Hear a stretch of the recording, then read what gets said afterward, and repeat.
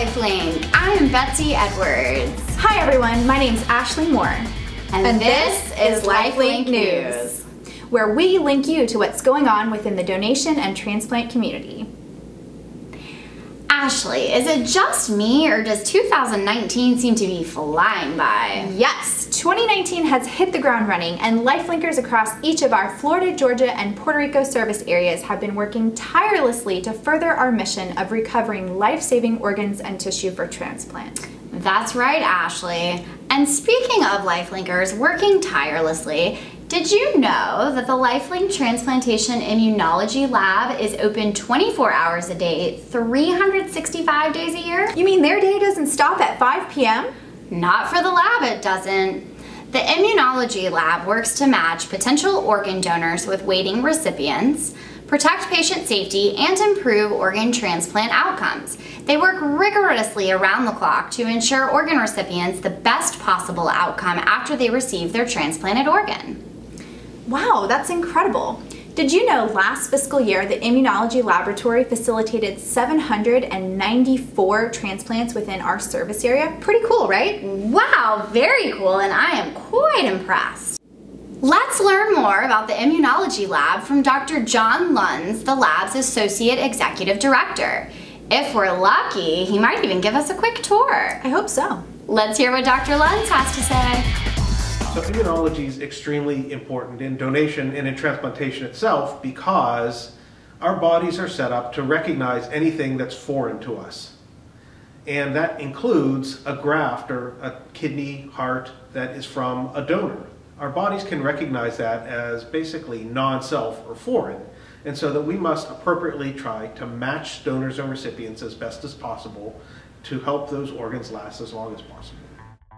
The Transplant Immunology Lab at LifeLink is a 24/7 operation. 200 samples per day arrive to be processed and tested. Dedicated staff are here to assure that all of the samples get entered in appropriately into our electronic health record system so they can now be tested at one of many of our testing benches throughout the laboratory. One of the major tests that we perform here in the laboratory is to test patients for human leukocyte antigen antibodies. We perform that by doing a Luminex-based testing to determine very sensitively whether or not our patients may or may not have antibodies. This helps us downstream determine compatibility for transplantation based on their antibody status. This is our bench area with our flow cytometry instruments. These are used for cross-matching and for doing antibody testing. We test donors for certain viruses. These are done to assure that we can allocate organs properly without any risk to the recipient.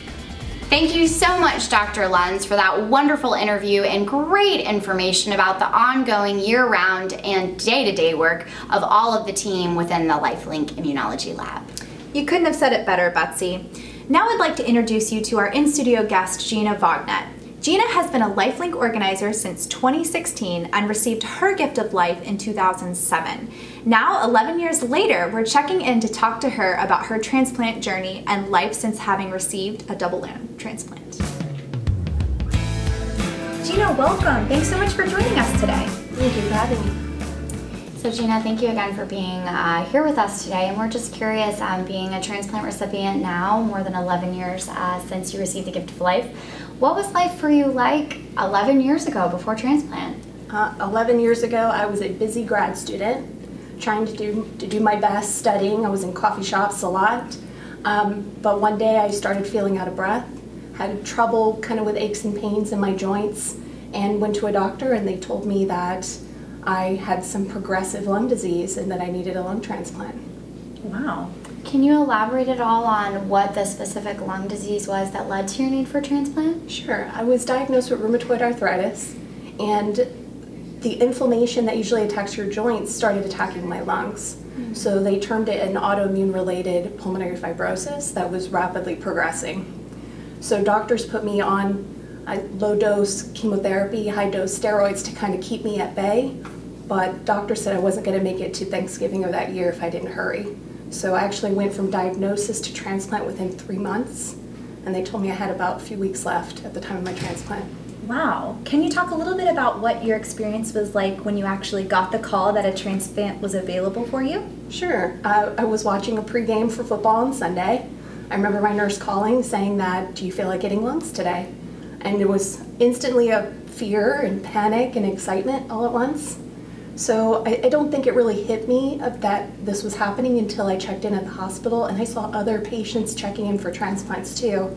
And I was really wondering, like, did my donor also save these people? Is this what's happening? So it was kind of an out-of-body experience. Absolutely. I could only imagine, and it sounds like you've been on quite a journey since having gotten your transplant.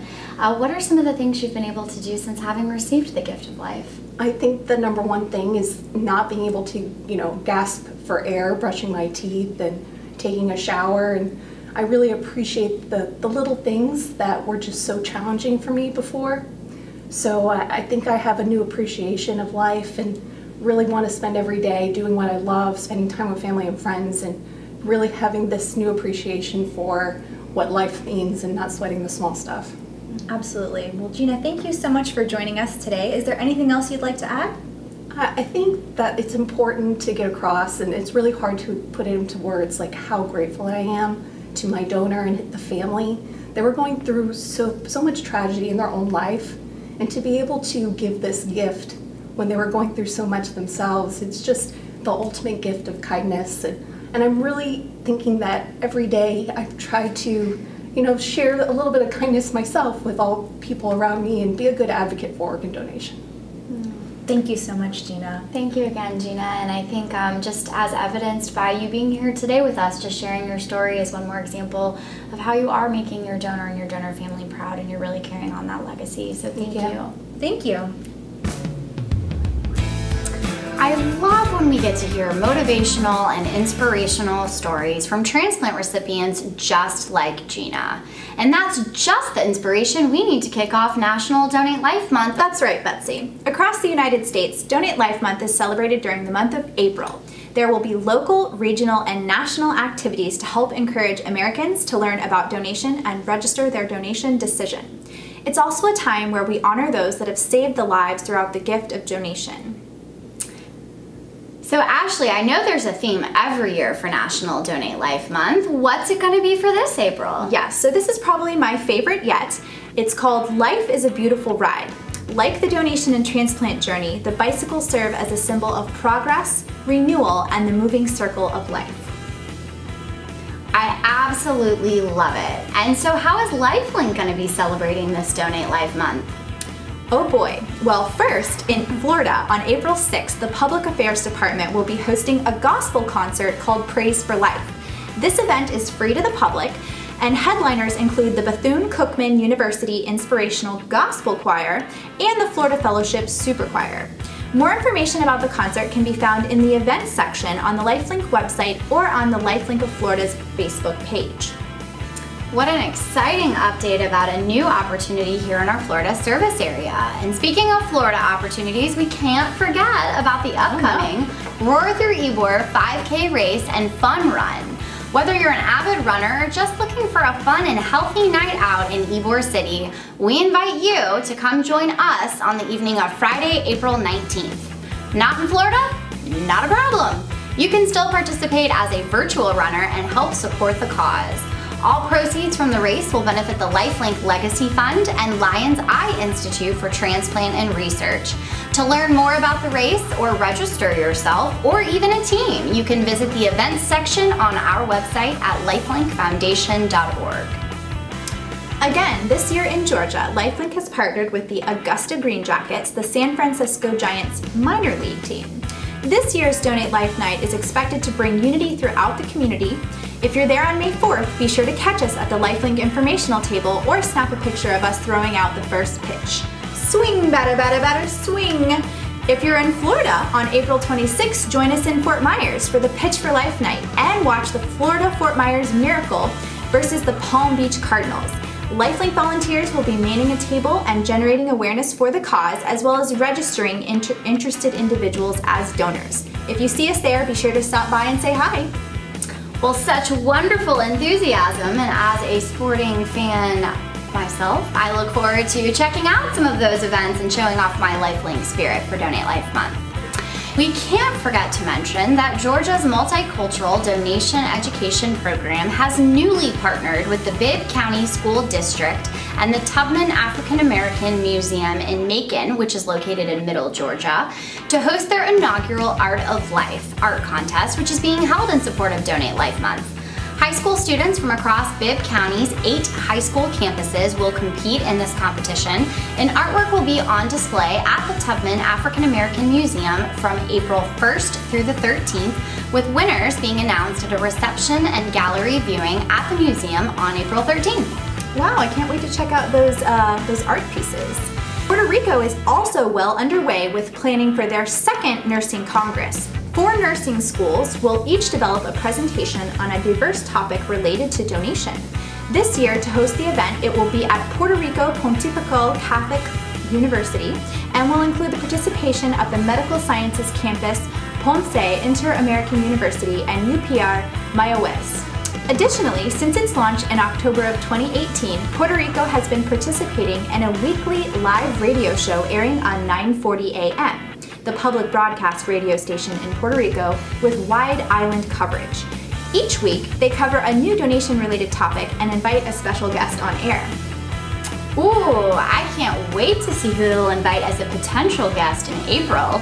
Could it be perhaps a donor family, the Puerto Rico Kidney Foundation, or maybe even a transplant center? I'm not sure. We'll have to wait and see. But we're not done yet. Also in Puerto Rico, during the month of March, 250 Girl and Boy Scouts will be attending different presentations to learn about all things donation related. Their attendance to these presentations will help them earn their Donate Life badge, which will be awarded to them during the Kite Festival on April 6th. The Scouts will showcase their knowledge by educating community attendees on donation. Hold on, the Boys and Girl Scouts can earn a Donate Life badge? They sure can. LifeLink has a free patch program available for troops in Florida, Georgia, and Puerto Rico. If you or someone else you know is interested in learning more about how their troops can earn a Donate Life patch, send us a message through our Contact Us page on our website. So that's why I've been seeing so many mini troops touring the LifeLink headquarters building and tissue bank here in Tampa, Florida. I've also heard 2 individual Girl Scouts in Puerto Rico were awarded a bronze medal for their educational efforts last year at tabling events, scout meetings, and participation with nationally recognized campaigns such as Donate Life Echo, which is held each year in July. How fun! Well, you heard it here first. To keep up with all of the great information and activities throughout the month of April, be sure to check out the 2019 Faces of Transplant calendar, which is not only filled with incredible recipient and donor family stories, but interactive social media posts. Speaking of social media, please don't forget to follow us on our various Facebook, Twitter, Instagram, and LinkedIn social media accounts for all of our latest LifeLink updates. Oh, and of course, make sure to subscribe to our YouTube channel to get the latest alerts for all of our new videos. We wish you all a happy Donate Life Month, and thanks for joining us again. I'm Ashley. I'm Betsy. And this is LifeLink News. Bye. See you next time.